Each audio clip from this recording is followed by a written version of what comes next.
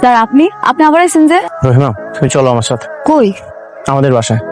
Sir আপনি মনে হয় বুঝতে পারেন নাই, আমার কিন্তু বিয়ে ঠিক হয়েছে। আব্বা আপনারা কইলো না বজলুর লগে আমার বিয়ে ঠিক হয়ে গেছে। শোনো, এসব বজলু ফজলু বাদ দাও। এখন থেকে তুমি ফ্রেয়ার মা হয়ে থাকবে। ফ্রেয়ার মা? হ্যাঁ, একদম পার্মানেন্টলি হয়েই থাকবে। আপনি আমারে ফ্রেয়ার মা বানাইতে চান, সেটা তো খুব ভালো কথা, কিন্তু আমার হবু স্বামী কিনা মাইনা নিব? ব্যাপারটা কেমন না স্যার? যদি স্বামী ফ্রেয়ার বাবা হয়? ঠিক হইতেছেন স্যার? আমি ঠিকই বলছি। আপনি সত্যি মন থেকে আমার বিয়ে করতে চান?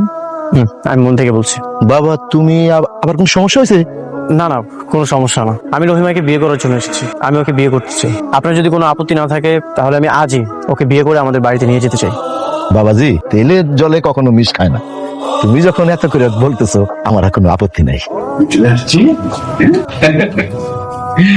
থাক মা, সালাম আলাইকুম। থাকুন না আম্মু। মামুনি মামুনি আম্মু, তুমি এখন খুশি তো? আমি অনেক খুশি। রহিমা, তুমি খুশি তো? আমি অনেক যাক, রহিমা খুশি, ফ্রেয়া খুশি, তাহলে তো সবাই খুশি। হ্যাঁ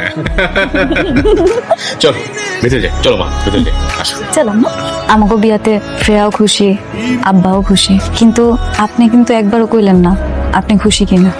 আমি অনেক খুশি হয়েছি। মানুষের জীবনে প্রেম একবার আসে। রুহি যখন আমার লাইফে ছিল আমি কখনোই ভাবিনি আমার জীবনে দ্বিতীয় ভালোবাসাও আসতে পারে। তোমার আর ফ্রেয়ার যে আন্ডারস্ট্যান্ডিং, সেটা দেখে আমি সত্যিই মুগ্ধ হয়েছি। আসলে কি জানো, প্রথম নারী চলে গেলে পুরুষের কখনোই সুন্দর নারী খোঁজে না, খোঁজে একজন বিশ্বস্ত নারী, যার কাছে ভরসা পাওয়া যায়, শান্তি পাওয়া যায়। আমি সত্যিই তোমাকে অনেক ভালোবাসি।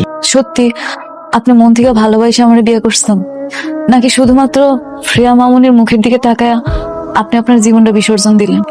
সেরকম কিছু না।